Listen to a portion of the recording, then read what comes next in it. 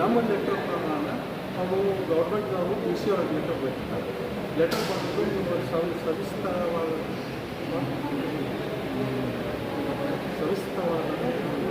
Detail report ಕಳಿಸೋಕ್ಕೆ ಗೌರ್ಮೆಂಟಿಗೆ ರಿಜಿಸ್ಟ್ರಾಗಿ D C ಅವರು check ಮಾಡಿ government ನಾವು ಲೆಟರ್ ಬರೀತಾರೆ. ಏನಂದರೆ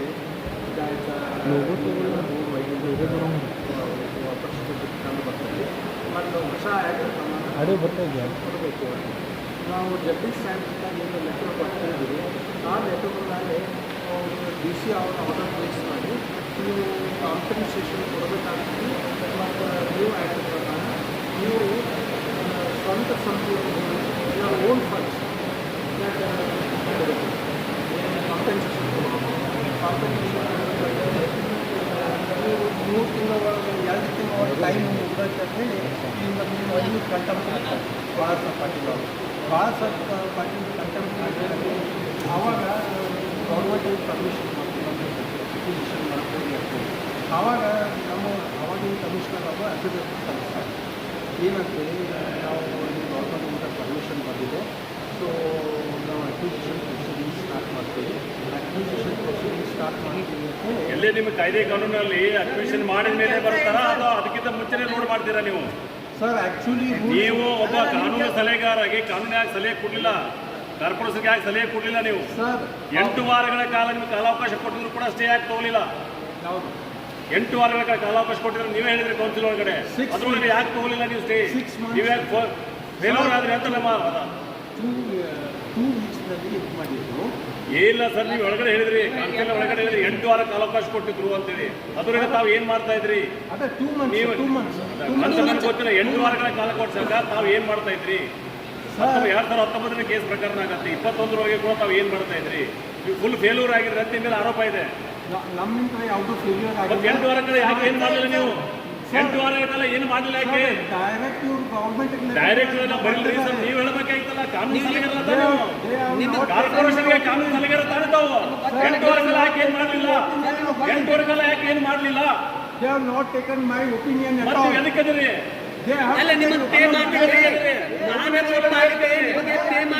ನೀವೆದಕ್ಕೆ ಒಬ್ಬನೇ ತಗೊಂಡ್ರೆ ಅಲ್ಲ ನಿಮಗೆ ಪೇ ಮಾಡ್ತೈತಿ. ಹಣ ಪೋಲಾಗಿದೆ, ಹಣ ಪೋಲಾಗಿದೆ. ಅವರು ಡೈರೆಕ್ಟ್ ಆಗಿ ಫ್ರಮ್ ರೆವಿನ್ಯೂ ಸೆಕ್ಷನ್ದಿಂದ 163 ಕೋಟಿ ರೂಪಾಯಿ ತುಂಬಬೇಕಂತ ಮಾನ್ಯ ಶಾಸಕರು ಹೇಳ್ತಾರೆ. 160 ಕೋಟಿ ರೂಪಾಯಿ ತುಂಬಿದ್ರೆ ಕಾರ್ಪೊರೇಷನ್ ದುಡ್ಡೇನಿದೆ? ಸರ್ ನೀವು ಕಾನೂನು ಸಲಹೆ ಯಾಕೆ ಕೊಡ್ತಾ ಇಲ್ಲ? They have not taken my opinion at all. Directly they have sent the papers to the government. ಅಲ್ಲ ಸರ್, ಸರ್ ಇದನ್ನು ಒಪ್ಪಿದ್ದೀರಾ ನೀವು? ಅವ್ರು ಏನು ಹೇಳಿದ್ರು, consider the application in accordance with law. ಅವ್ರು ಏನು ಕಾರ್ಪೊರೇಷನ್ದಾಗ ಕನ್ಸಿಡರ್ ಮಾಡಿ ಅವ್ರು ಕಾಂಪೆನ್ಸೇಷನ್ ಕೊಟ್ಟು ಯಾಕೆ ಆರ್ಡರ್ ಮಾಡಿಲ್ಲ. ಕಾಂಪೆನ್ಸೇಷನ್ ಕೊಟ್ಟು ಯಾಕೆ ಆರ್ಡರ್ ಮಾಡ್ತಾರೆ ಡೆಫಿನೆಟ್ಲಿ ರಿಟ್ ಅಪೀಲ್ ಮಾಡ್ತೀವಿ. ಮಲಗಿದ್ರೆ ನೀವು 8 ವಾರ ನೀವು ಯಾಕೆ ಮಲಗಿದ್ರೆ ಏನು ಹೇಳಬೇಕಾಯ್ತಲ್ಲ? ಕೋರ್ಟ್ ಕೇಸ್ ಅಟೆಂಡ್ ನೀವೇ ಮಾಡ್ತಾ ಇದ್ರೆ ತಾನೇ? ನೀವು ಹೇಳಬೇಕಾಗಿತ್ತು. 20 ಕೋಟಿ ರೂಪಾಯಿ ಕೈಲಿ ತುಂಬ್ತಾರೆ. ಈಗ panel advocates appear I D nodal officer between the ನೀವು ಏನಾದರೂ ಒಳಗಡೆ council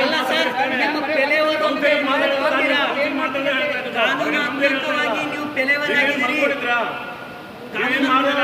They have not taken my opinion at all. ಯಾಕೆ ತಗೊಳ್ಳಿಲ್ಲ? ಅವ್ರು ನೀವಿದ್ರಲ್ಲ ಈಗ ಕಾನೂನು ಸಲಹೆಗಾರ ಬಿಫೋರ್ ದ ಕೋರ್ಟ್ ಯಾರು ಸರ್? ಅವ್ರು ತಗೊಂಡಿಲ್ಲ ಅಂತ ಅಲ್ಲ, ಬಿಫೋರ್ ದ ಕೋರ್ಟ್ ಯಾರು? ನೀವು ಹೋಗಿದ್ರು ತಾನೆ? ಮತ್ತೆ ಎದಕ್ಕಂದ್ರೆ ನೀವು my advocate 163 ಕೋಟಿ ರೂಪಾಯಿ ತುಂಬಬೇಕಾಗಿದೆ. ನೀವ್ ಏನ್ ಮಾಡ್ತಾ ಇದ್ರಿ? ಮತ್ತೆ ನೀವು ರೋಡ್ ಮಾಡೋದಕ್ಕಿಂತ ಮುಂಚೆ ಬಾಕಿ ಇದೆನಾ? MLA ಅವರು ಹೇಳಿದ್ರಲ್ಲ, ಸರ್ 2 ಕಿವಿಯಿಂದ ತಾವು ಕೇಳಿದ್ರಿ 163 ಕೋಟಿ ರೂಪಾಯಿ ತುಂಬೋದಿದೆ ಅಂತೇಳಿ. ಗೆಲ್ಲದಂತ ಹೇಳಿ ನಾವೇ ಹೇಳೋಣ ಸರ್.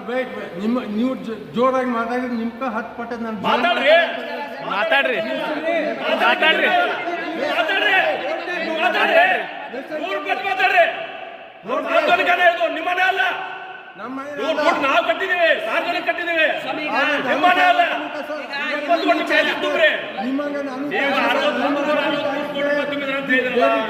ಎಲ್ಲಿಂದ ಹೇಳಿ ಸರ್? ಈಗ ನೀವು ಒಂದು ವಿರೋಧ ಪಕ್ಷದವರು ಒಂದು ಸಲಹೆಯನ್ನು ಕೊಟ್ಟರು, ಅಪೀಲ್ ಮಾಡ್ಕೊಳ್ಳೋಣ, ಎಷ್ಟಾದಷ್ಟು ಕೊಡೋಣ, ಒಪ್ಪದೇ ಇದ್ರೆ ಇಡೀ ಅಮೌಂಟ್ ಅನ್ನ ತುಂಬೋಣ ಅಂತೇಳಿ ಅದಕ್ಕೆ ತಾವು ಯಾಕೆ ವಿರೋಧ ವ್ಯಕ್ತಪಡಿಸ್ತಾ ಇದ್ದೀರಿ?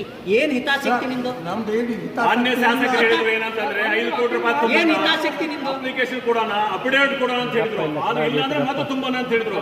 ಅದಕ್ಕೆ ತಾವೇ ಇಲ್ಲ ಅಂತ ಹೇಳ್ತೀವಿ ಸರ್. ಇಲ್ಲ ತರ ಅವರು ನಾವು ಏನು ಕೇಳಿದ್ದೀವಿ, ನಮಗೆ ಒಂದು ಕಂಪ್ಲೀಟ್ ನಮಗೆ ಒಂದು ಅಮೌಂಟ್ ಏನು ಅನ್ನೋದು ನಮಗೆ ಡಿಸಿಷನ್ ಕೊಡೋದು. ಅದನ್ನೇ ಹೇಳ್ತಾ ಇದ್ರಲ್ಲ ಅವರು 5 ಕೋಟಿ ರೂಪಾಯಿ ತುಂಬೋಣ. ಕೌನ್ಸಿಲ್ ಹೇಳ್ತಾ ಇದ್ರು, ನೀವು ಇಮಿಡಿಯೇಟ್ ಅವ್ರು ಇನ್ನೂ ಹೇಳೋಕ್ಕಿಂತ ಮುಂಚೆನೆ ಹೇಳ್ತೀರಿ ನೀವು ಎಲ್ಲ ತುಂಬೇಕಂತೇಳಿ. ಎಲ್ಲ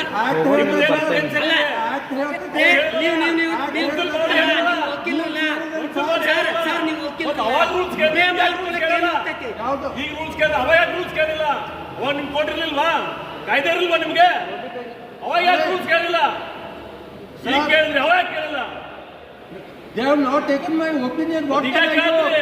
ಅಲ್ಲ ಸ್ವಾಮಿ, ಅವಾಗ ತಗೊಂಡ್ ಬಿಟ್ಟಿದ್ರ ಪರಿಸ್ಥಿತಿ ಮಹಾನಗರ ಪಾಲಿಕೆಗೆ ಎಲ್ಲರಿಗಿಂತ ಪರಿಸ್ಥಿತಿ ಆಗ್ತಿರ್ಲಿಲ್ಲ ಅಂತ. ಸ್ಮಾರ್ಟ್ ಸಿಟಿ ಅವ್ರು ಮಾಡಿದ್ದು ಕಾರ್ಪೊರೇಷನ್ ಅವ್ರು ಯಾಕೆ ತುಂಬಬೇಕಂತ 20 ಕೋಟಿ Sir, ರೂಪಾಯಿ. it is the fault of the then commissioner who has sent the proposal to the government. Sir ಅವಾಗೂ ನೀವು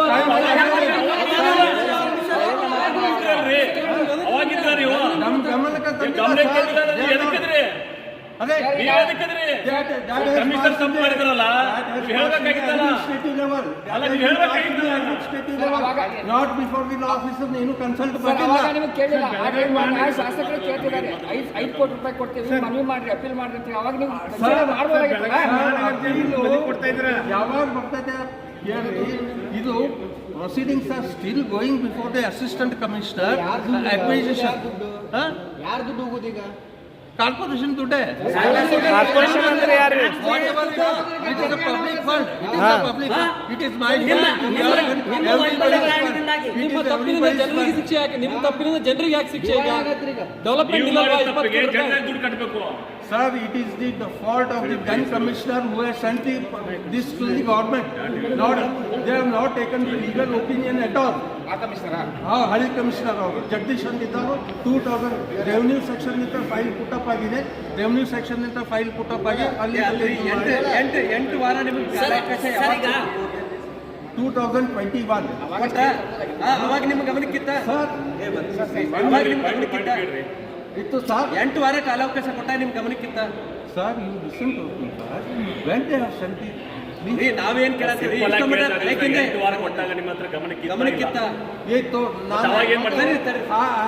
ಗಮನಕ್ಕಿದ್ದಾಗ ಯಾರ ಗಮನಕ್ಕೆ ನೀವು ತಂದ್ರಿ? ಸರ್ ನಾನು ನೋಟ್ ಹಾಕಿ ರೆವೆನ್ಯೂ ಸೆಕ್ಷನ್ ಕಳಿಸಿದ್ದೀನಿ. ಸರ್ ಅಧಿಕಾರಿಗಳ ತಲೆಯವರು ಅಂತೇಳಿ ಒಪ್ಕೋತೀರಾ? ಈಗ ಅಧಿಕಾರಿಗಳು ತಲೆಯವರಾಗಿದ್ದಾರೆ, ನಾನಲ್ಲ ಅಂತೇಳಿ ತಪ್ಪಿಲ್ಲ ತಪ್ಪಿಲ್ಲ. ಅಲ್ಲ ಸರ್, ಲೀಗಲ್ ಸೆಲ್ ಅಂತ ಯಾವುದು ತಪ್ಪಾಗಿಲ್ಲ. ಅಲ್ಲ ಸರ್, ಅಧಿಕಾರಿಗಳು ತಪ್ಪಾಯ್ತು. ಹೌದು ಹೌದು ಸರ್.